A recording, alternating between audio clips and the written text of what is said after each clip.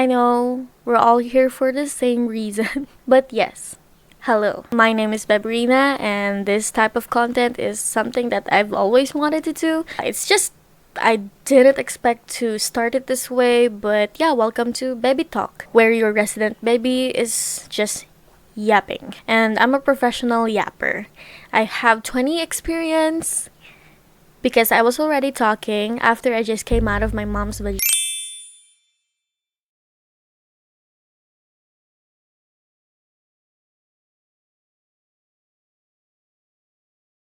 So I know you've seen that clip of Stella Chuu saying that cosplay competitions aren't really part of cosplay. That one blew up and everyone's got something to say about that. But before jumping in, I actually watched the full video for context because clips can be misleading sometimes or more often than we actually count. So it's way too easy to form opinions off of a few seconds clip. Not defending anyone here, just saying context matters. So if you see me like looking somewhere here, I have my notes out because I tend to be distracted easily. And yeah, if you see me looking anywhere, I'm just monitoring how I'm recording this video. Oh, by the way, this is not like a short form of video. I'm here to help understand the situation, what this interview was trying to do versus how it was perceived, and hopefully you get to learn something here. If you can learn something here, then that's good. If not, thank you for watching the video. But yeah, before jumping in, I just wanted to share that this interview was on a channel called Inkwell, and this whole point is just to explore the business side of cosplay. Sounds pretty simple, right? But how did it get to this? Please keep that in mind. The host is not a cosplayer. He's an artist trying to understand how people make a living in this space. So the conversation leans heavily into money, branding, and content creation. Stella basically talks about her journey as a professional cosplayer, and then Inkwell is asking questions. I have dissected this video and I'm gonna show you parts of it that fell off, or why there was hate in the first place, or why people are criticizing Stella. So this video, of course, is with my opinions, and my opinions is not the holy bible of facts. So please be responsible in taking in this type of situation, and I hope you get to see how this type of situation is handled or how you can improve better in analyzing such events. So here's the intro. Kind of want to share it to you, some parts of it, because it's quite a bit of long intro. So they're just a compilation of cosplayers showcasing those popular ones like Sneaky, Emiru, and the likes, even influencers that had something to do with cosplay like Pokimane, Valkyrie, the likes, and blah blah blah blah blah. For this video, we're going to talk about something a little different. We're going to talk about the cosplay community. Although I'm not a cosplayer myself. Just to note that part when he said we're gonna, they're diving into the cosplay community. When you say things like that, I'm gonna expect you to talk about the history of cosplay, or the usual like reason, the community building, like how people found friends here, why did cosplay even exist, that types of topics, because you say we're gonna dive into cosplay community. That's what people expect. And even if he established that this is like the business part of cosplay, I found myself like while watching this yesterday, or I was like, huh? What? So I was having that moment. So that means that the way this interview was formatted also contributed to the backlash that Stella Chuu is also receiving. I'm not like trying to blame Inkwell. His questions are actually pretty good. The way this interview was conducted, I kind of think that it could have been way better if it wasn't just one cosplayer talking. They could have, like, if you want the business perspective of things, there should be the side of companies or people who support cosplay. Why earning money from a hobby is even possible in the first place, and not just about one person who made it out of like the trends, who got to know the formula of getting popular and eventually gaining money from a hobby. I think this should have been like a roundtable kind of interview, like you have Emiru there, even our cosplay queen Alodia. I think it's more insightful if you have at least more people here discussing about the business side of cosplay so that people can understand, because you say you want to dive into the cosplay community, but while I was watching this interview, it felt like this is just a one type formula to be able to be a cosplayer. Well, in fact, it is not. And I found myself wondering, how do cosplayers make a living? How are they able to afford? Now, that's a good question to have your viewers understand where you are trying to take your interview, like what direction it's going. Such elaborate costumes, or even take the time to make them? What are the jobs even out there for them? Is it... See, that's what I'm telling you. His questions are actually pretty good. It's just that I think it could have been more improved, especially if you want the business. I think I'm gonna keep saying that here throughout the video. Is it even viable? Does it have to just be a hobby? So I thought, who better than to sit down with Stella Chuu herself to ask... So I'm gonna head over to... because the first question is about like the history. That's what it says there, the history of making money. So Stella basically talks about her journey as a professional cosplayer, how she turned a hobby into a career. She mentions like Patreon, sponsorships, merch, content platforms. Nothing really like mind-boggling or something that would have people react in a negative way. For people to finally have made money off cosplay, it was through Patreon. And so Patreon was what, like 10 years ago? Yeah. Maybe a little bit more. It definitely seems like it's falling out of like... Yeah, and so Also, I Patreon died for cosplayers maybe like 4 or 5 years ago, and for most so this part, I'm pretty sure you can agree that it did not die. There are like tons of creators there, not just cosplayers, who are actually still using Patreon. And at the same time, I'd love to note that there's like a lot of variables from Patreon. Like we have Gank, and a lot of creators are actually in there. They're active, they're selling content, and I think the only struggle there is for you to find your people who are actually there for your journey, supporting your content or whatever you like bring out for them, your supporters. And for me, it's just really such a strong answer to say that Patreon died for cosplayers, because it did not. During the pandemic, I saw an upsurge of people supporting cosplayers, but also supporting art in general. So because since it's kind of died down, because now everyone is going off and doing things, the economy's tanking, they're spending a lot less on art. So it's really difficult to say, because like I said, 5 years ago, I'd be like, oh, hell yeah, everyone, let's go make money. Yeah. And now I'm like, oh no, financial decisions are hard. I feel like, especially with conventions, like you said...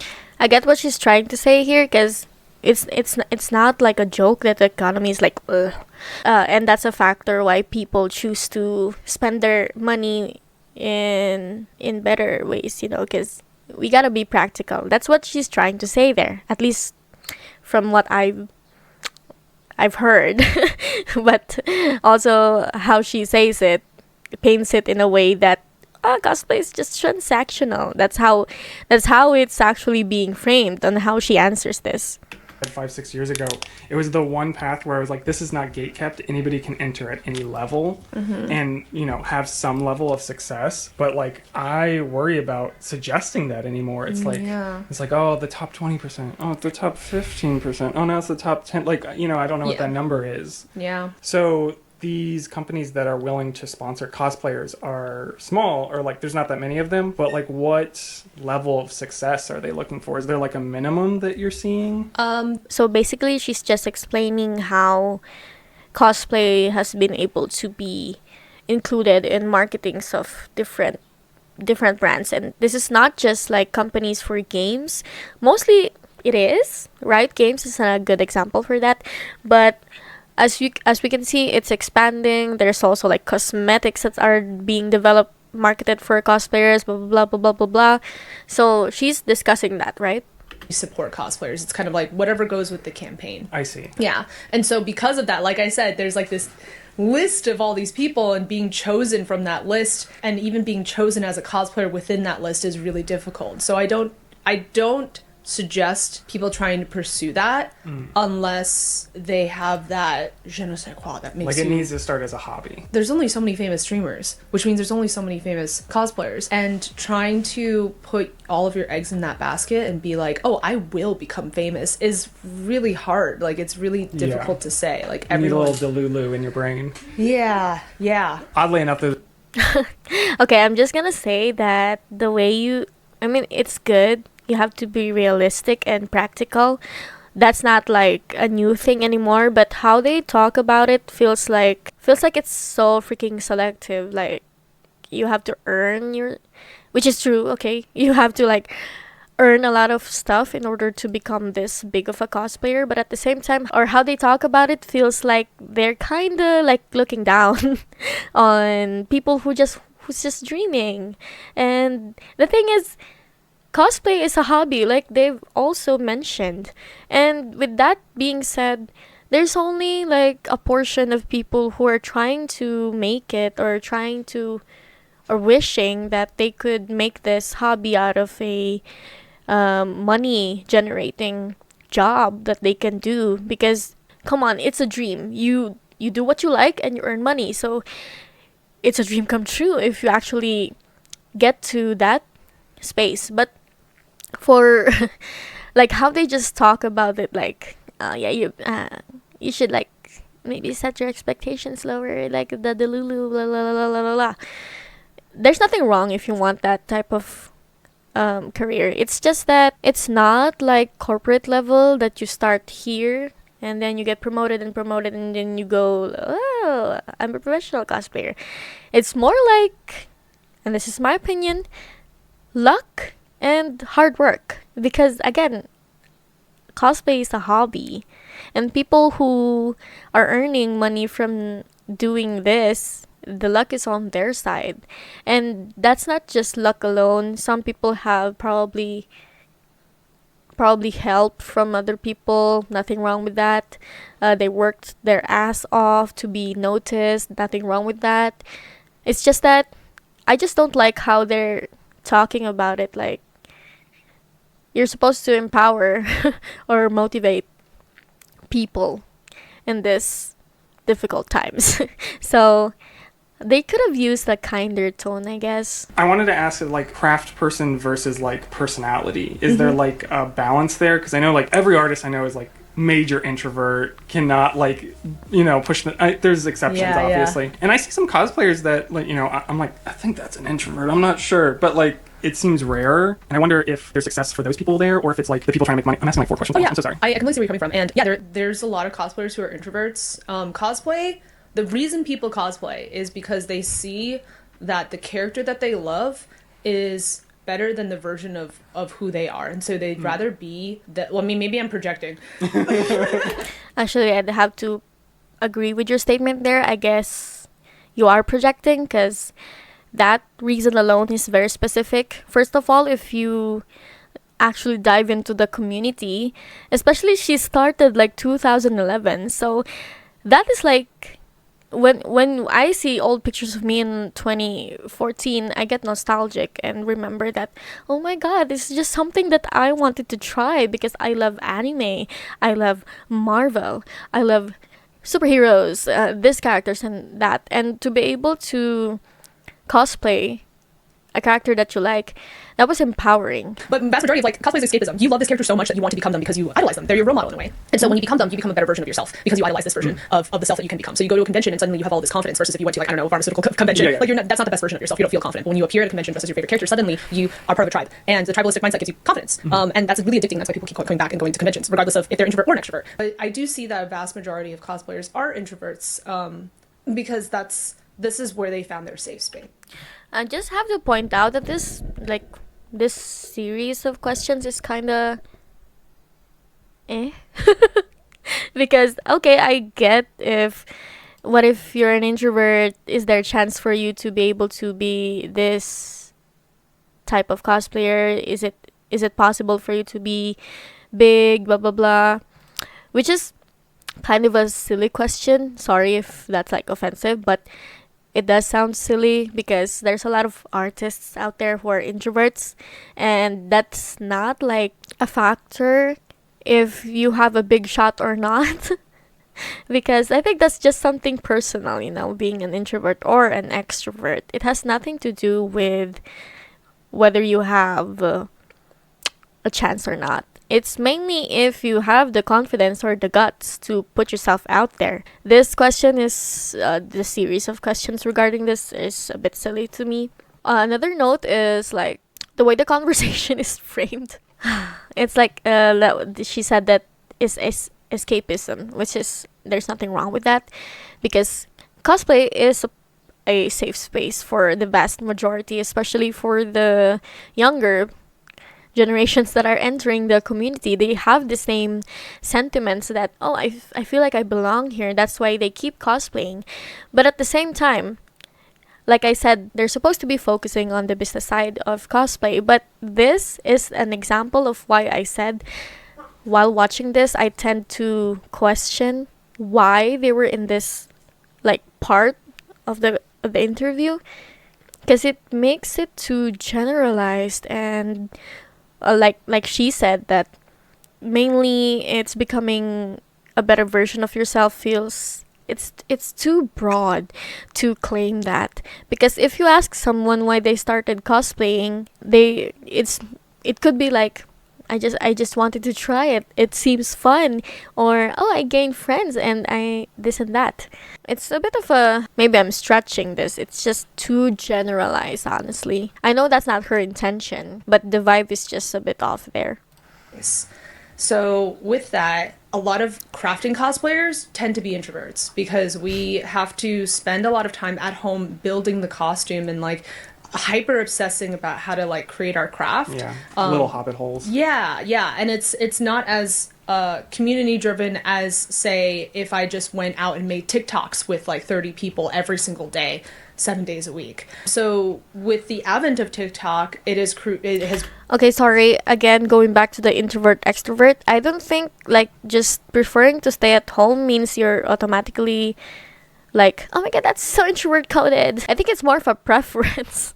That's where there's a lot of misunderstandings in this interview. Yeah. What's more of a traditional income sources versus like those opportunities that maybe like somebody starting out wouldn't have? So I'll start with like the beginning of the question, which was all of my income streams, and I have a lot because I believe in putting.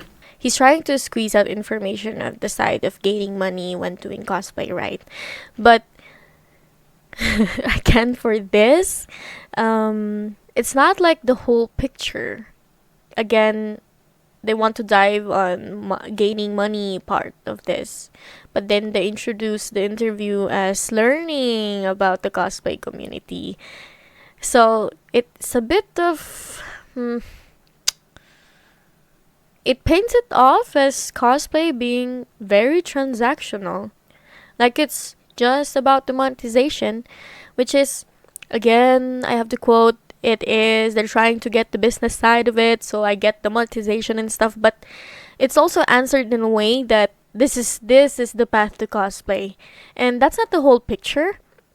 They started because we love the characters, the craft, or it's just fun. There's just a few people who start cosplay with business in their mind, and they should have just put that first, that First of all, cosplay is a hobby that people love because the community is different. You feel belonged, it's a family, blah blah blah. There's only a few people who are actually, I want to cosplay because I want to be rich. It's not really that. And that's how they're painting the community right now and how they're conducting this interview. I don't think that was her intention at all. It's just that you get why people got upset with this interview. And another thing to note is cosplay is mainly for self-expression, for things that people don't talk about. We all have a story here to tell. Even if they're trying to get a specific side of cosplay, I think this could have been more worded properly or appropriately. And like I said earlier, if they truly wanted the business side of cosplay, they should have brought in more people to give different perspectives and experience. Because asking one person is like you're asking for a solution to 100 different problems that could have been, solved differently. Okay, so moving on, we have this side where she was asked if AI had affected the cosplay. And again, they're trying to answer this in a way of the profit side. Immediately. I guess I also wanted to ask about how has the AI situation impacted cosplayers? Not really, not as much as people think they do. I think the only income lost is if their reel is making more money than your reel, but that's not your responsibility. That's kind of Instagram and TikTok's responsibility. Gotcha. Right? So I don't see an issue with it personally, because the point of cosplay is community, and people want to see that. Okay, I'm gonna stop it there because that's enough to show you why people are more mad. So that's her take on AI, and she said that it hasn't really impacted cosplayers much aside from content performance. And honestly, that did not sit well with me because AI affects a lot of people.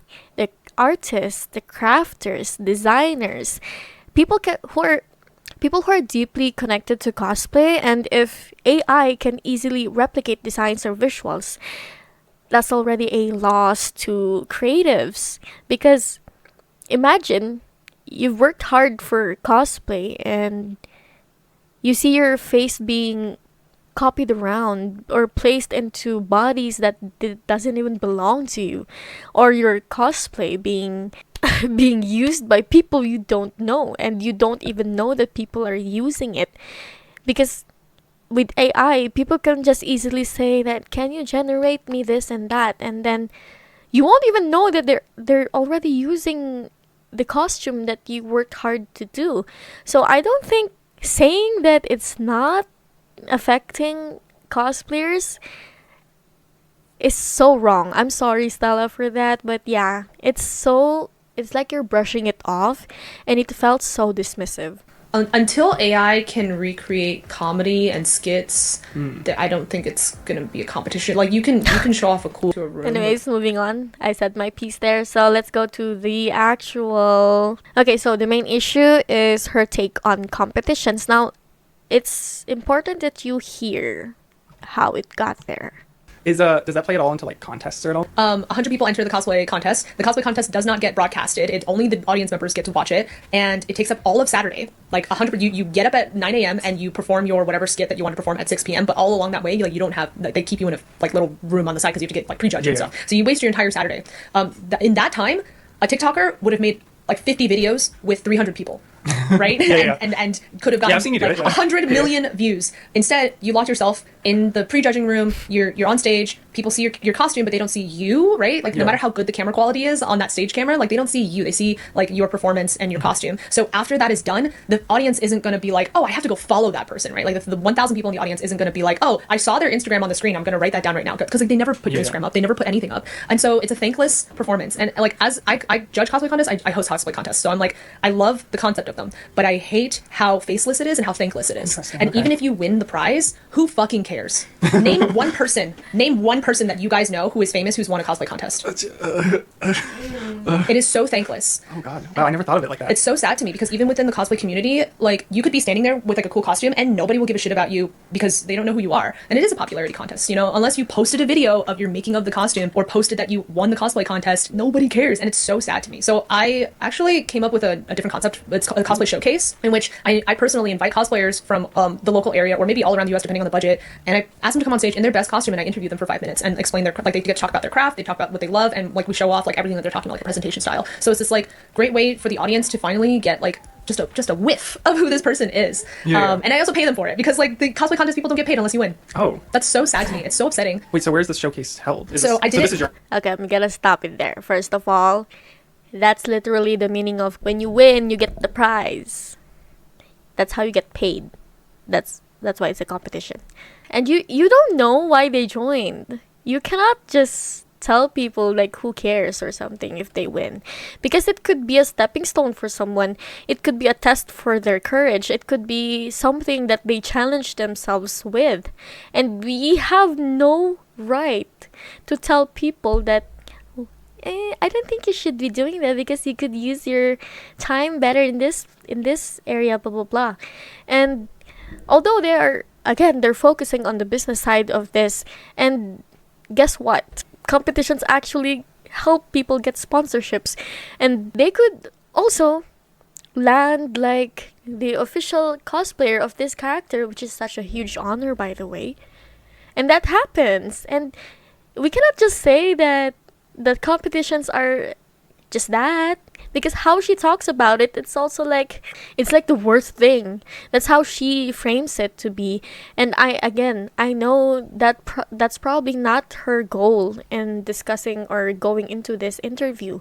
So she said cosplay competitions aren't really part of cosplay, and that the time spent there could be used to make content instead. Okay, I get why she said that, because maybe we don't know how much she's earning in a video or how many videos she's supposed to make for a brand or something, or to break even or to earn a good profit. Again, that statement hit a nerve, and you will understand why. Competitions are a huge part of cosplay culture, and she said that it's not really as big as people think it is. It is! There's a lot of events that's the highlight of the convention, and it's where craftsmanship, performance, passion come together, and people don't just join for money. It's painting like a really bad image of what cosplay is, because after fighting for being bullied of being, you know, a weeb before, then we come across with the TikTok era, where there's a lot of, sorry for the word, normies joining in the hobby, and now people are fighting for the essence of cosplay. And if you answer it that way, that it's for popularity contest, blah blah blah, we're just like pulling in more people who are just using cosplay for clout. And okay, so this is like a whole different like perspective, but just to mention that other people are furious with if people are just using cosplay as shallow as popularity, or for using it as a stepping stone to maybe be a celebrity that they want. It's because, like we've discussed earlier, a lot of us have a story to tell, and cosplay means a lot more than this. And while, again, I understand where they're supposed to be headed with this interview, it's just that it feels too shallow, and it's framed something not worth the time. It comes off as dismissive. Again, dismissive. Especially when she described it as faceless, or what's the other term? Thankless. Even when saying, even if you win, who cares? That's where a lot of people feel disrespected, because clearly people care. Again, to be fair on her side, she was trying to highlight issues like lack of recognition for contestants. That part was valid, but the delivery That's what caused the backlash, actually. Ongoing thing. Oh yeah, Twitch. I did it at Twitch. Oh. So at Twitch This year? last year. Okay. Yeah. This year they skipped out on cosplay contest stuff. They just completely like cut it out of the budget. Well, it wasn't in the budget. So, unfortunately. For that doesn't, like, for example, what she said, like Twitch or something, and other conventions, that's not something that we can control. And if competitions were cut or not in the original plan, that's not something, or it's not enough to tell that competitions are dying anyway. Maybe from a personal standpoint, I am going to defend the people who join cosplays, because I know people, I have friends who've joined, who are also able to step into the international levels of competition, and that is like a really big achievement. And how she made it sound like it's, like I said, it sounds like it was a waste of time, that's how she talked about it. Cosplay contest, they don't. And just to note, there's like a big section here about contests in comparison to like other questions being discussed here. So I think people are just mainly disappointed. Again, I need to like bring it out that she's been cosplaying since 2011, and that means she's been through many phases of cosplay.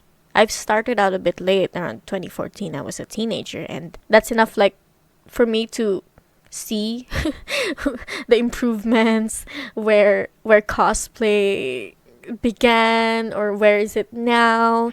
And for her to have like a longer experience, people would expect her to talk about competitions in a much more like lighter way. And this is regardless if it's like business or not. It's, you have to like provide context, I know that she's trying to enlighten people that, oh, we should improve on the competition and such. It's just the way she conveyed it. That's why people are really taking it in a bad light. Or I can't really blame them actually if they get offended with that statement, because that's how she talked about it. They're thankless, and it makes me really sad. And I think people deserve better recognition. So who enter like these contests then? Everyone does, but no one that you know does. That's the problem. Yeah, because it seems like the perception is like, that's like, Okay, she's probably answering that in a way because she does content, so you need to have people that you know or is well known, which is, you do you with your content stuff. That's money, okay, fine. But it's not really an issue if you know someone who joins or not, because sometimes, again, it's just preference. You don't know why they don't want to join competitions. I myself joined competitions when I was younger, but when I got older, I realized that it wasn't really for me. So that doesn't mean that competitions are like dying, because there's a lot of people still doing it. I'll judge a cosplay contest, I'll host a cosplay contest, and I'll recognize maybe 2 people in that lineup of 100. that's crazy. Like, it'd be so cool if all of my friends entered cosplay contests together, and it Yeah. would. At the same time, again, we can't tell why. It's just a matter of preference if they want to join or not. It's not something that you can use to tell if that part of the community is dying or not. Since she said that she judges the competition, would it be better if she did not know, like, I mean, in a judging perspective, I think it's better if she did not know the people at all, because otherwise that would cause potential accusations of being biased. Just saying. Was a more fun experience, and it was more reality TV kind of, where you as an audience member get to participate on like an intimate level. And that's why like TV show contests are so popular, is because there's a camera following the contestant and showing their More about the backstory. person. Yeah, it's more about the person. And I think cosplay contests are just so outdated now. They don't do anyone justice. damn. I get the recognition part, like what she's trying to say, but at the same time, you cannot compare reality TV shows to cosplay competitions, because those are different communities. Like, we can make a TV show with cosplayers maybe crafting a crafting I think that exists already actually, and where you get to see how they do their work, which is a good point that people need to like put more recognition, but it's not always about the glory. Maybe this person was just okay. I want to test if I can do well with crowds, and after joining, they're already fulfilled. Like, oh, that was fun, and then they don't do it again. And again, it's not enough of a reason to say that competitions are way outdated. Yeah. That's not where I thought that was going. Interesting. Okay, cool. I have strong opinions about it, and I think that cosplay contests worked, 20 years ago, maybe even 10 years ago, but certainly not now in this day and age of social media and people like hustling and trying to make money off of their hobbies. And and because of that, the only people who enter into cosplay contests, that's their whole thing that they care about, and they don't do anything else. So you never get to see their art because they only compete in the contests. They don't have time to like share their art on social media and whatnot because once Again, that's something that depends on the person. It's not always about glory.